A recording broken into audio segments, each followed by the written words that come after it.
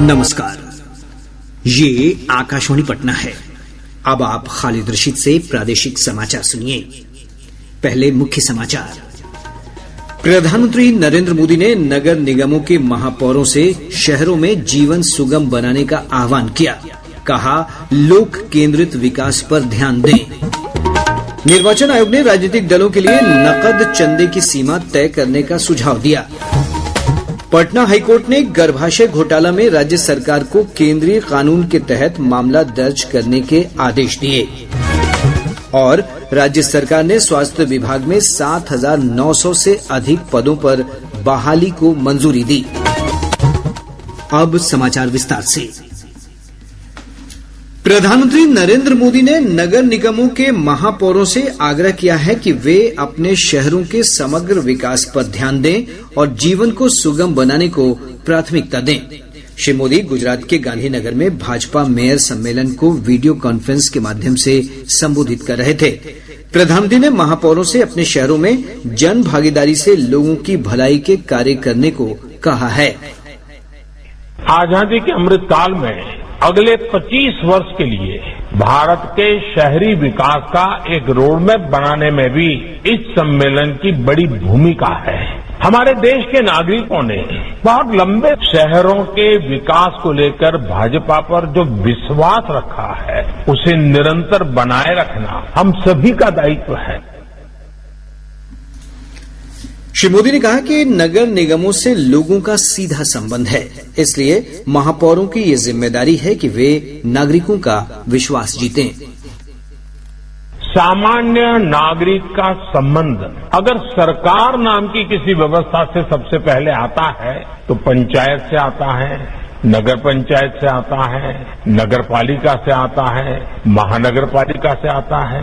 सामान्य मानवीय का जीवन का रोजमर्रा का संबंध आप ही के लोगों की जिम्मे है और इसलिए इस प्रकार के विचार विमर्श का महत्व बहुत बढ़ जाता है। हमारे देश के नागरिकों ने बहुत लंबे सर से शहरों के विकास को लेकर भाजपा पर जो विश्वास रखा है, उसे निरंतर बनाए रखना, उसे बढ़ाना हम सभी का दायित्व है। प्रधानमंत्री ने मेयरों से नियोजित शहरी विकास, आर्थिक क्षेत्र का निर्माण, शहरों में बेहतर परिवहन व्यवस्था और आवास तथा स्वच्छता पर ध्यान केंद्रित करने को कहा है। प्रधानमंत्री ने कहा कि वर्ष 2014 से पहले देश में मात्र 250 किलोमीटर मेट्रो रेल नेटवर्क था, जो आज बढ़कर 775 किलोमीटर हो गया है। उन्होंने कहा कि देश में 1000 किलोमीटर से अधिक मेट्रो नेटवर्क का काम चल रहा है। श्री मोदी ने कहा कि भाजपा सरकार शहरों में आधुनिक सुविधाएं उपलब्ध कराने पर ध्यान दे रही है। प्रधानमंत्री ने महापौरों से शहरी गरीब लोगों की भलाई के लिए काम करने को कहा। अपने शहरों को उस स्तर पर ले जाना है कि आने वाली पीढ़ियां आपको याद करके कहें कि हाँ, हमारे शहर में एक मेयर हुआ करते थे, तब ये काम हुआ था। हमारे शहर में भाजपा का बोर्ड चुन करके आया था, तब ये काम आया था। भाजपा के लोग जब यहाँ सत्ता में आए थे, तब इतना बड़ा परिवर्तन आया था। ये लोक मानस में स्थिर होना चाहिए।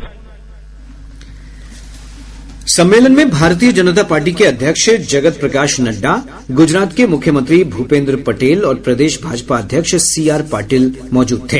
देश भर से भाजपा शासित नगर निगमों के 100 से अधिक महापौर और उप महापौर सम्मेलन में हिस्सा ले रहे हैं।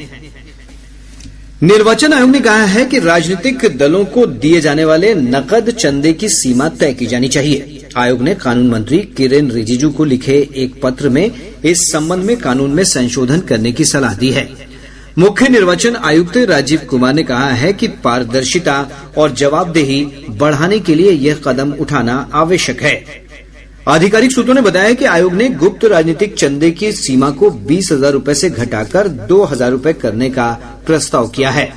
इसके अलावा किसी भी राजनीतिक पार्टी के लिए अधिकतम 20 करोड़ रुपए का चंदा प्राप्त करने की अनुमति देने की सलाह दी गई है। इन सुझावों का उद्देश्य राजनीतिक पार्टियों द्वारा स्वीकार किए जाने वाले चंदे में पारदर्शिता लाना, चुनाव सुधार लाना तथा उम्मीदवारों के खर्चों को नियमित करना है। बिहार के विभिन्न हिस्सों में पिछले 24 घंटों में बिजली गिरने और वर्षा से जुड़ी घटनाओं में 36 लोगों की मौत हो गई और 8 बच्चों सहित 13 लोग घायल हो गए। मरने वालों में से ज्यादातर खेतों में काम कर रहे किसान थे। आंधी और बारिश से कई पेड़ और बिजली के खंभे गिर गए, जिससे कई हिस्सों में बिजली आपूर्ति बाधित हो गई है। मुख्यमंत्री नीतीश कुमार ने इस घटना पर दुख व्यक्त करते हुए मृतकों के परिजनों को 4-4 लाख रुपए की अनुग्रह राशि देने की घोषणा की है। उन्होंने घायलों के निःशुल्क उपचार के भी आदेश दिए हैं। मुख्यमंत्री ने लोगों से बिजली कड़कने के दौरान सतर्क रहने की अपील की है। मौसम विभाग ने रोहतास, गया, औरंगाबाद जिलों में कुछ स्थानों पर आज भारी वर्षा की आशंका के मद्देनजर येलो अलर्ट जारी किया है। मौसम वैज्ञानिक अमित कुमार सिन्हा ने बताया कि अगले 24 घंटों के दौरान पटना, नालंदा, भभुआ, पश्चिम चंपारण, पूर्वी चंपारण समेत राज्य के दक्षिणी और उत्तर पश्चिमी भागों में अधिकतर स्थानों पर मेघ गर्जन के साथ मध्यम बारिश की संभावना है। इस दौरान कुछ स्थानों पर वज्रपात की भी आशंका है। अगले 24 घंटों के दौरान उत्तर पश्चिम, दक्षिण पश्चिम, दक्षिण मध्य भाग के अनेक स्थानों पर, उत्तर मध्य, उत्तर पूर्व एवं दक्षिण पूर्व भागों के कुछ स्थानों पर मेघ गर्जन एवं वज्रपात के साथ हल्की से मध्यम वर्षा का पूर्वानुमान है, जबकि गया एवं रोहतास जिले के 1 या 2 स्थानों पर भारी वर्षा की चेतावनी है। प्रदेश के पश्चिमी एवं मध्य भाग के जिलों में अगले 2 दिनों तक हवा की गति 25 से 30 किलोमीटर प्रति घंटे की होने का भी पूर्वानुमान है। इधर पिछले 24 घंटों के दौरान वैशाली, समस्तीपुर, नवादा, शेखपुरा समेत विभिन्न जिलों में मध्यम से भारी बारिश हुई है। सबसे अधिक 72.4 मिलीमीटर वर्षा वैशाली के गोरौल में दर्ज की गई। वहीं नवादा के कौआकोल में 68.2 मिलीमीटर वर्षा हुई है। विभिन्न जिलों में हो रही बारिश के कारण गंगा, सोन, गंडक, बूढ़ी गंडक और कोसी समेत राज्य की अधिकतर नदियों के जलस्तर में बढ़ोतरी दर्ज की गई है। केंद्रीय जल आयोग की रिपोर्ट के अनुसार गंगा के जलस्तर में बक्सर, पटना के दीघा घाट, गांधी घाट, हाथीदह, मुंगेर, भागलपुर समेत विभिन्न स्थानों पर बढ़ोतरी दर्ज की गई है।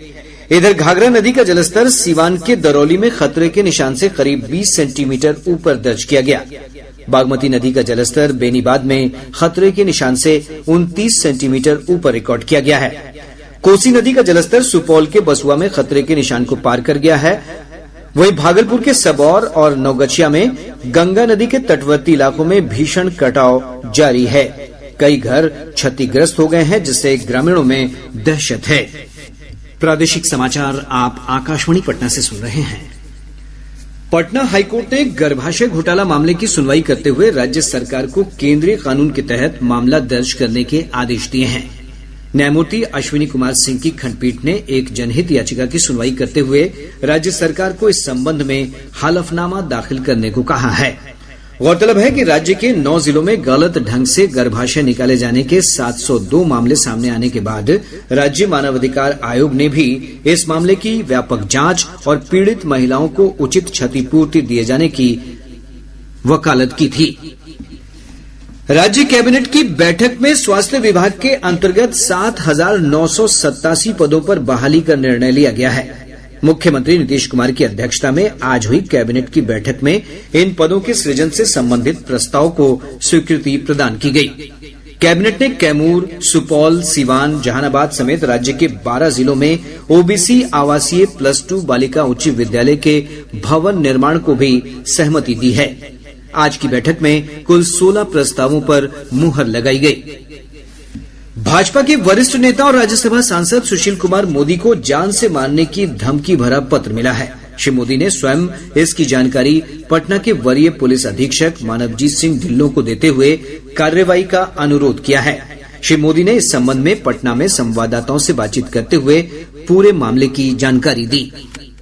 पिछले दिनों मुझे एक धमकी भरा पत्र मिला है बंगाल के पूर्वी बर्धमान जिले से, और जिसमें मेरी हत्या करने की धमकी दी गई है। और जिस पत्र में ये कहा गया है कि मैं आपको सूचना देना चाहता हूं कि मैं टीएमसी का नेता हूं, ममता बनर्जी देश की अगली प्रधानमंत्री बनेगी और नीतीश कुमार ममता बनर्जी जिंदाबाद, आपकी हत्या कर दी जाएगी। और आज इस पत्र को मैंने पटना की सीनियर एसपी को व्हाट्सएप कर दिया, उनसे फोन पर भी बातचीत हुई है और मैंने कहा कि इस पूरे मामले की और तहकीकात की जाए।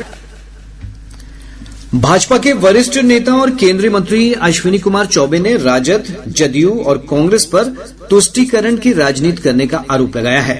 श्री चौबे ने अररिया में संवाददाताओं से बातचीत करते हुए कहा कि इसी तुष्टीकरण की नीति के तहत ये विपक्षी दल पॉपुलर फ्रंट ऑफ इंडिया जैसे संगठनों को प्रदेश में बढ़ावा दे रहे हैं। राष्ट्रीय जनता दल के वरिष्ठ नेता जगदानंद सिंह पार्टी के नए प्रदेश अध्यक्ष बने हैं। उन्होंने दूसरी बार प्रदेश अध्यक्ष का पदभार संभाल लिया है। पहली बार वर्ष 2019 में श्री सिंह राजद के प्रदेश अध्यक्ष बने थे। आज पार्टी ने उनके दूसरी बार अध्यक्ष पद पर निर्वाचन की औपचारिक घोषणा की। गौरतलब है कि जगदानंद सिंह ने कल नामांकन का पर्चा भरा। इस पद के लिए कोई और नामांकन दाखिल नहीं होने के कारण जगदानंद सिंह का प्रदेश अध्यक्ष निर्वाचित होना पहले से तय माना जा रहा था। राज्य सरकार ने बिहार प्रशासनिक सेवा के 59 अधिकारियों का तबादला कर दिया है। इनमें अधिकतर वो अधिकारी हैं जो लंबे समय से एक ही स्थान पर जमे हुए थे। सामान्य प्रशासन विभाग की अधिसूचना के अनुसार राज्य खाद्य निगम SFC के मुख्य महाप्रबंधक उदय प्रताप सिंह को संसदीय कार्य विभाग में संयुक्त सचिव बनाया गया है। वहीं आरा के अपर नगर निगम आयुक्त धीरेन्द्र पासवान को वन एवं पर्यावरण विभाग में संयुक्त सचिव बनाया गया है। सुबोध कुमार चौधरी को शिक्षा विभाग का निदेशक सह अपर सचिव, दीवान जफर हुसैन खान को राज्य अल्पसंख्यक वित्तीय निगम का प्रबंध निदेशक बनाया गया है। बिहार लोक सेवा आयोग ने 67वीं संयुक्त प्रारंभिक परीक्षा का प्रवेश पत्र जारी कर दिया है। ये परीक्षा 30 सितंबर को एक पाली में आयोजित की जाएगी। अभ्यर्थी आयोग की आधिकारिक वेबसाइट bpsc.bih.nic.in और ऑनलाइन bpsc.bihar.gov.in पर जाकर अपना प्रवेश पत्र डाउनलोड कर सकते हैं। गौरतलब है कि 9 मई 2022 को 67वीं संयुक्त प्रारंभिक परीक्षा का आयोजन किया गया था, लेकिन प्रश्न पत्र लीक हो जाने के कारण इसे रद्द कर दिया गया था। कटिहार के पुलिस अधीक्षक जितेंद्र कुमार ने प्राणपुर थाना अध्यक्ष मंतोष कुमार को निलंबित कर दिया है। मंतोष कुमार पर थाने की हाजत में एक ग्रामीण डॉक्टर की मौत के मामले में लापरवाही के आरोप लगे हैं। वहीं डॉक्टर की मौत से आक्रोशित ग्रामीणों द्वारा तोड़फोड़ और हिंसा के मामले में 57 नामजद और 500 से अधिक अज्ञात लोगों के विरुद्ध मुकदमा दर्ज किया गया है। बक्सर जिले के सिमरी थाना क्षेत्र अंतर्गत दुल्लापुर पंचायत के खैरापट्टी में एक किशोर की गंगा नदी में स्नान करने के दौरान डूबने से मौत हो गई, जबकि स्थानीय लोगों के प्रयास से 2 अन्य बच्चों को बचा लिया गया। नालंदा जिले के उच्च माध्यमिक और उच्चतर माध्यमिक विद्यालयों की लड़कियों को रानी लक्ष्मीबाई आत्मरक्षा प्रशिक्षण के माध्यम से सेल्फ डिफेंस ट्रेनिंग दी जाएगी। डीईओ केशव प्रसाद ने बताया कि जिले के 192 उच्च और उच्चतर विद्यालयों में 33,000 से अधिक छात्राओं को इस वर्ष मार्शल आर्ट की ट्रेनिंग दी जाएगी। और अब अंत में मुख्य समाचार एक बार फिर। प्रधानमंत्री नरेंद्र मोदी ने नगर निगमों के महापौरों से शहरों में जीवन सुगम बनाने का आह्वान किया। कहा, लोक केंद्रित विकास पर ध्यान दें। निर्वाचन आयोग ने राजनीतिक दलों के लिए नकद चंदे की सीमा तय करने का सुझाव दिया। पटना हाईकोर्ट ने गर्भाशय घोटाले में राज्य सरकार को केंद्रीय कानून के तहत मामला दर्ज करने के आदेश दिए। और राज्य सरकार ने स्वास्थ्य विभाग में 7,900 से अधिक पदों पर बहाली को मंजूरी दी। इसके साथ ही आकाशवाणी पटना से प्रसारित प्रादेशिक समाचार का ये अंक समाप्त हुआ।